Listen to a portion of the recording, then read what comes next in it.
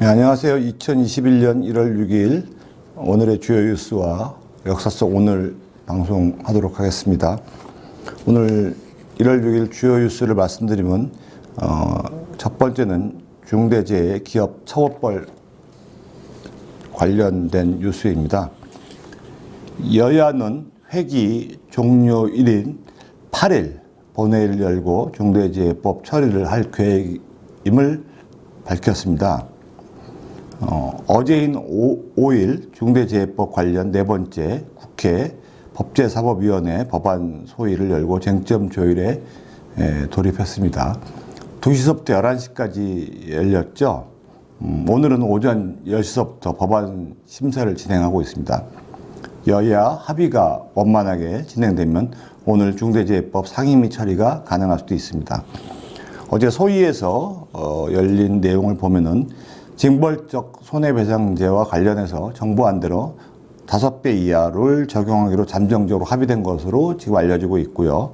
사업주의 법적 책임은 1년 이상 징역 또는 10억 원 이하의 벌금을 적용하기로 합의된 것으로 알려지고 있고요. 법인의 경우 사망 신고 시 50억 원 이하의 벌금을, 부상이나 질병 발생 시 10억 원 이하의 벌금을 적용하도록 가닥을 잡은 것으로 나오고 있습니다. 어제 특히 막판까지 소상공인 적용 여부를 두고 진통이 있었습니다. 정부, 여야가 서로 합의를 보지 못한 것으로 알려져 있고요. 최대 쟁점인 다중이용시설 적용 여부와 관련돼서 유해 부칙 조항에서 이견이 있었습니다. 특히 민주당은 유해 조항과 더불어서 면적 1000제곱미터 업소에 대한 적용만 제외하자는 입장인 반면에 국민의힘에서는 정부의 시스템 정비가 우선이고 다중이용시설에 대한 중대재해법을 적용할 경우 정부가 소상공인에게 산업재해 책임을 전가하는 행위가 된다고 반대하고 있는 입장입니다. 특히 정부는 소상공인에 대해서는 중대재해법을 적용하면 산업재해랑 관련돼서 문제가 생긴다 그래서 반대하는 입장인 것으로 지금 알려지고 있습니다. 그래서 지금 오늘도 중대재해법 논의에서 다중이용시설 포함 여부가 가장 쟁점이 된 것 같습니다. 특히 인과관계 추정과 관련돼서 부칙조항도 쟁점이 된 것으로 지금 알려지고 있습니다. 또 두 번째 기사는요, 재난지원금과 코로나 백신 관련된 겁니다. 정부가 어제 국무회의에서 3차 재난지원금에 관련돼서 맞춤형 피해 지원 대책 제안을 조달하기 위해서 목적 예비비 4조 8천억 지출하는 심의 의결했고요. 오늘부터 소상공인 대상으로 버팀목 자금 산업 공고와 안내 문자가 발송되고 11일서부터 지급할 예정입니다.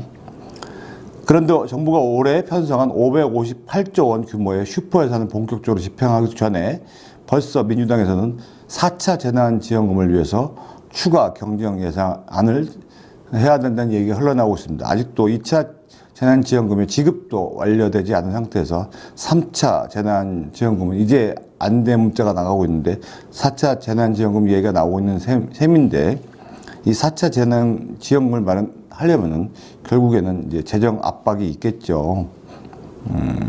이미 목적 예비비에서 4조 8천억 원 등 벌써 8조 2천억 원을 쓴 상태인데, 남아있는 비상 자금인 예비비는 목적 예비 2조 8천억 원 정도입니다. 일반 예비비 1조 6천억 원뿐, 통상 예비비가 태풍 장마 등 재난재해에 쓰이는 점을 감안하면 남은 금액은 더 이상 쓸 수 없습니다. 이 방역 상황이 엄중한 상황에서 소비 활성화를 위해서 전 국민에게 돈을 준다는 것은 납득하기 좀 힘들고요. 이미 백신 관련된 예산도 1조밖에 편성이 안 돼서 백신 예산도 지금 제대로 확보가 안 돼 있는 상황입니다. 5인 이상 금지 등 강렬한 사회적 투기를 실시하고 있는데 지금 소상공인들의 혜택을 전혀 지금 못 보고 있는 상황입니다. 지금 대한민국에서 가장 시급한 문제는 코로나 백신을 확보해서 빨리 집단 면역을 형성돼서 마스크를 벗어나서 소상공인들이 지금 빨리 위기에서 벗어나는 겁니다. 아무리 빚을 내서 재난지원금을 지급해봤자 유료금 형성밖에 안 되는 거고 밑빠진 독에 물 붓기밖에 안 됩니다. 세계은행도 세계 전망치를 발표하면서 백신 배포가 잘 이루어지면은 4%대 성장, 제대로 통제하지 않으면 1.6%의 성장이라고 전망을 했습니다. 아무리 재보궐 선거의 표심을 노리고 있는 거 하더라도 성급한 전국민 재난지원금보다는 하루빨리 백신 도입이 접종이 효과적일 거라고 봅니다. 지금 소상공인들이 지금 이 관련돼서 개장시가 지금 열리고 있고 헌법소원까지 나오고 있습니다. 수도권 사회적 거리두기 연장과 함께 4일부터 일부 시설은 집합금지 조치가 완화되고 일부는 그대로 유지되면 형평성 논란이 있는 내용들이 연일 지금 각종 언론에 나오고 있습니다. 방역당국은 지난 17일까지 거리두기를 연장하면서 스크린골프장, 헬스장, 실내 체육시설에 대한 집합금지를 계속 지속시켰죠. 그런데 이제 모호한 기준의 선택적 방역으로 인해서 자영업자들의 고통이 커지고 있어서 오히려 방역 사각지대까지 생긴다는 지적이 나오고 있습니다. 그래서 헬스장 운영자들은 더는 버틸 수 없다며 개장 시위에 돌입했고요. 인천을 포함해서 경기도, 서울 등 1,000여 곳에 시위가 이제 문을 열었습니다. 시위를 통해서. 이런 부분들이 여러 곳에 열렸습니다. 태권도장은 문 여는데 모호한 선택적 방역의 헬스장 개장 시위라는 기사가 지금 기사가 나오고 있고요. 여러 곳에서 기사가 지금 올라오고 있습니다. 다 굶어 죽는데 정상 오픈하겠다. 이런 기사도 지금 오늘 아시아경제에 나왔었고요. 삭발 시위도 열렸고요. 그다음에 헌법소원까지 지금 나오는 기사도 나왔습니다. 위원 소송도 나오고 있었고요. MBC에서 나오고 있고. 각종 파이낸셜 뉴스에도 오늘 기사가 나오고 있습니다. 지금. 그 다음에 또 오늘 연합뉴스에 보니까 코로나 영업 제한으로 저항 확산, 헌법소원 내고 오픈 시위. 이렇게 또 기사 나왔습니다. 음식점, 실내, 체육시설 대상으로 영업 제한 조치가 연장되는 가운데 핵심 구호는 왜 우리만 특정 업종 대한 집중하고 있다. 국가의 영이 지금 쓰지 않고 있는 거죠. 핀셋 방역에 의해서 누적자 업주들 왜 우리만 못 여나. 형평성과 실효성을 갖춘 방역 대책을 마련하라. 이런 기사가 나오고 있습니다. 카페 업주들까지 지금 간판 점등 시위도 열리고 있고요. 카페 사장들은 대변할 사람이 필요하다고 판단해서 보건복지부 앞에서 릴레이 민원을 넣은 형식으로 온라인 시위도 열리고 있고 오늘 국회 앞에서 시위도 있고요.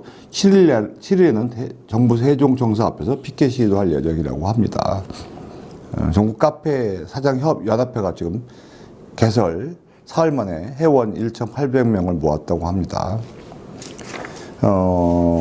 보상 없는 방역은 위헌이라 그래서 행정소송도 예고하고 있고 호프집, PC방 업주들이 감염법 예방법과 지방자치단체 고시는 영업권 중단, 손실보상에 대한 근거 조항이 없다.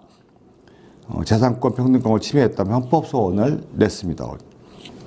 특단의 대책이 필요하지만 실효성도 크지 않은 소상공인 새 희망자금은 이거는 결론은 위로금 형식밖에 안 된다. 국가가 일방적으로 소상공인들의 재산권을 침해하고 있고 일방적이다라는 부분 때문에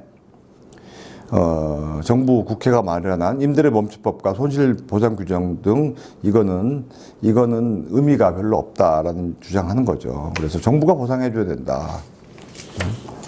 운영 제한으로 큰 피해를 보는 자영업자 소상공인들에게 일방적인 손실만 안겨주는 것은 문제가 있다라는 부분에서 이제는 적절로 저항을 하겠다라는 부분이죠. 외국 사례 같은 경우만 보더라도 독일하고 프랑스 같은 경우는 지금 정부에서 피해 보상을 해주는 사례가 지금 이미 있습니다. 과거에 국가에서 토지 같은 경우를 수용을 하게 되면 보상을 해주죠. 근데 이거 같은 경우도 마찬가지입니다. 만일에 국가에서 급여를 받는 사람들한테 일방적으로 급여를 50% 삭감을 하고 했다면 아마 어떤 일이 벌어졌겠습니까? 그런 의미에서 본다면 지금 일방적으로 국가에서 영업 금지 제한을 시켰기 때문에 형평성 기준도 없이 계속 이루어지고 있습니다. 집합 금지, 집합 제한을. 근데 자영업자 소상공인들에게 일방적인 희생만 강요하고 있고 이렇게 되니까 저항을 한다고 생각합니다. 거기다가 어떤 기준도 지금 모호하고 제대로 된 조치도 이루어지지 않고 있습니다. 죽으란 소리에 대해서 저항할 수밖에 없는 요소가 있다고 생각을 합니다. 지금 또 오늘 기사 나온 거는 이제 동부구치소 추미애 장관 관련된 내용입니다. 서울 동부구치소에서 코로나19 첫 확진자가 나온 후 40여일 만에 전체 확진자가 이미 1000명을 넘어서라는 기사가 또 나오고 있습니다. 동부구치소 집단 감염은 국내 집단 감염 사례 중 가장 큰 감염된 사례입니다. 정부시설의 감염이라는 점에서 정부의 총체적 방역 실패로 인재라는 지적이 나오고 있습니다. 법무부의 초기 대응이 실패했던 사례입니다. 첫 전수검사는 1호부터 자그마치 3주 후에 나왔죠. 자그마치 3주 사이에 엄청나게 퍼졌죠. 교정시설 내 공동시설은 계속 지속됐고요. 사후 대처도 무책임합니다. 추미애 법무부 장관은 지난 1일에야 처음으로 사과했습니다. 1차 전수 결과 대규모 집단 감염이 확인된 지 15일 만에 겨우 사과했습니다. 묵문부답이던 추미애 장관은 거듭된 사과의 뜻을 밝혔는데 이것도 문재인 대통령이 특별점검 요청과 야권의 커지는 원성을 의식한 데 따른 조치에 불과합니다. 주호영 국민의힘 원내대표는 추미애 장관에게 살인에 준하는 책임을 묻지 않을 수 없다.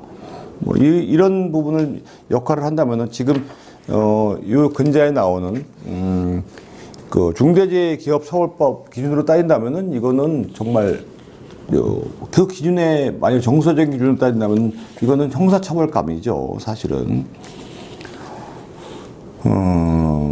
추미애 장관을 비롯한 관련 책임자들에게 분명한 민형사상 책임을 물어야 한다는 얘기가 사실은 중대재해처벌법 기준으로 따진다면은 일반적인 회사로 따진다면은 아마 형사처벌을 받고 남을 내용이라고 생각을 합니다. 추미애 법무부 장관은 윤석열 검찰총장을 찍어내기 바빴고 기본 방역 조치도 제대로 지키지 못해서 코로나를 확산시켰습니다. 전 국민을 불안에 떨게 했습니다. 그것도 지난달 27일 동부구치소에서 사망한 윤창열 씨의 가족들이 확진 사실과 사망 사실을 뒤늦게 통보받아 화장도 지켜보지 못했다는 내용의 기사가 퍼지자 어쩔 수 없이 사과한 것으로 보여 진정성도 인정할 수 없습니다. 오늘 경향신문 내용을 보니까 서울 동부구치소는 어쩌다 코로나 감옥이 됐나라는 기사까지 나오고 있다. 구치소 참사 수사 처벌 목소리는 뭉개고 법무부 현장 점검쇼 왔다는 기사가 나오고 있습니다. 이런 내용이 있습니다. 사실은 이 내로남불 정부는 스스로 이 코로나 방역에 대해서 제대로 지키지 않으면서 소상공인 자영업자들에게 대해서만 엄격하게 조항하는 부분들이 정말 전형적인 내로남불이고 백신 예산은 제대로 준비도 하지 않고 예산 확보도 하지 않은 상태에서 전국민 재난지원금 운운하는 거 보면은 정말 어이없는 것 같습니다. 백신 예산부터 제대로 확보할 수 있는 준비된 그런 것부터 준비해놓고 그 다음에 헌신성 예산을 준비하는 것이 맞지 않는가 생각이 듭니다. 1월 6일 역사 속 오늘 관련된 내용 간단하게 말씀드리도록 하겠습니다. 1412년 1월 6일 날 프랑스의 백년 전쟁 영웅 잔다르크가 탄생한 날입니다. 여러분 잔다르크 잘 아실 겁니다. 프랑스의 구국 영웅이자 백년 전쟁을 승리를 이끈 영웅이죠. 화형당했습니다. 종교 재판을 받고 나중에 사후에 프랑스 애국주의의 상징이 됐습니다. 여성 영웅의 대표적으로 꼽히고 있습니다. 프랑스와 영국은 백년 전쟁을 치렀죠.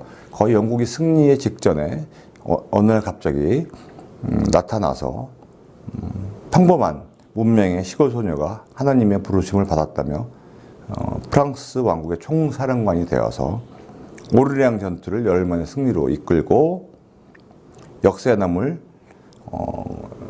백년 전쟁의 승패를 가를 승리를 이끌었습니다. 서유럽 양대 강대국 간의 역사에서 잔다르크의 신화적 활약을 통해 일은 없었습니다.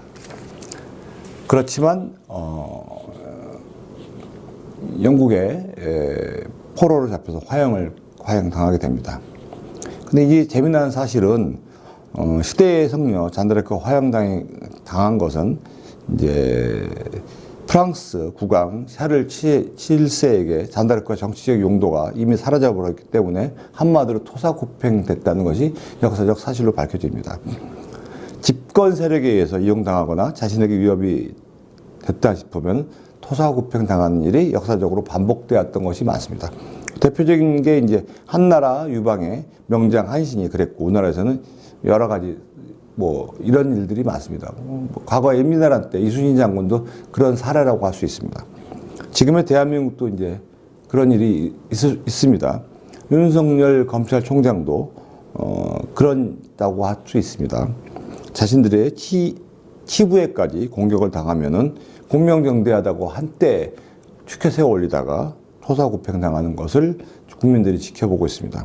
지금 이제 문재인 정부는 자신들을 지지하지 않고 적절히 충성하지 않는다면은 이제 적으로 돌리는, 국민들조차 자신들을 지지해야만 제대로 된 우호 세력으로만 인정하고 있는 그런 일들이 벌어지고 있습니다. 같은 편조차도 다른 생각을 내비치지 않는 적으로 간주하는, 이건 잘못됐다고 할 수 있습니다. 국민은 어찌됐든 간에 포용하고 같이 가야 될 대상이라고 봅니다. 포용과 합의 정치는 반드시 필요하다고 생각을 합니다. 그것이 어떤 국가의 어떤 발전의 원동력이라고 할 수 있겠죠. 어찌 내 편만 갖고 갈 수 있습니까? 의견이 틀리더라도 그걸 같이 협치해서 이끌어내는 것이 어떤 또 국가 지도자의 덕목이라고 생각을 하고, 그런 또 지도자들이 국가를 발전시켰던 사례가 많습니다. 그것을 반면교사로 삼고 역사의 교훈으로 삼아야 될 거라고 생각을 합니다. 또 한 가지는 1907년에 오늘 1월 6일 날 여러분 교육자 마리아 몬테소리카가 탄생한 날입니다. 몬테소리라고 여러분들 아마 들어보셨을 겁니다. 몬테소리라고 교육 해보신 분들은 많이 알 겁니다. 어린이집에서도 많이 나왔죠. 이 몬테소리는 이탈리아의 아동 교육학자인 아동 정신과 의사입니다. 교육학은 몰라도 여러분들 몬테소리 교육법이라는 표현은 워낙 많이 들어보셨을 겁니다. 이 몬테소리는 과거에는 이 아이들을 학대하고 이렇게 주로 이렇게 일방적인 교육에서 하는 건데, 이 노동자 자녀들을 위한 유치원인 어린이집을 열어서 몬테소리 교육법에 의한 교육을 최초로 실시한 분입니다. 교사들의 권위주의 교육이 아니고 어린이들의 권리 존중을 주장하면서 어린이의 신체 및 정신적 발달을 복돋우는 자유스러운 교육과 어린이 하나하나의 활동 리듬에 알맞는 개성 발전 교육을 전파한 분입니다. 몬테소리식 교육이 자신의 유치원 운영을 통해서 효능이 입증되자 세계 각국에서 그녀의 방식을 배웠습니다. 그래서 전국에 지금 퍼져 있죠. 한국도 몬테소리가 지금 2020년까지 10년째 대한민국 교육 브랜드 유아교육을 1위를 차지하고 있습니다. 현 시대도 권위주의적 교육론과 몰지각한 어른들이 많은 상황인데 정말 시대를 앞서간 교육자라고 할 수 있습니다. 지금 현재 대한민국에서 지금 양부모 학대로 인한 정인이의 안타까운 사망에 전 국민이 애도를 표현하는 데고 있는데, 경찰이 3차례나 학대 의심 신고를 받았을 때 양부모 말만 믿지 않고 조금만 적극적으로 조사를 해줬더라면 정인이의 안타까운 죽음은 면했을지 모르겠습니다. 아동 학대와 아동의 인권 보호를 위한 시스템이 갖추어져 있었더라면 아마 이런 학대 자체를 국가가 막아낼 수 있었을 거라고 생각합니다. 마리아 몬테소리가 자라나는 아이들의 무한한 가능성을 존중하고 아동의 인권을 위해서 한평생 바쳤던 그 일을 오늘 다시 한번 되새길 필요가 있다고 생각해서 여러분께 소개시켜 드렸습니다. 이로써 오늘 주요 뉴스와 역사 속 오늘을 말씀드렸습니다. 감사합니다.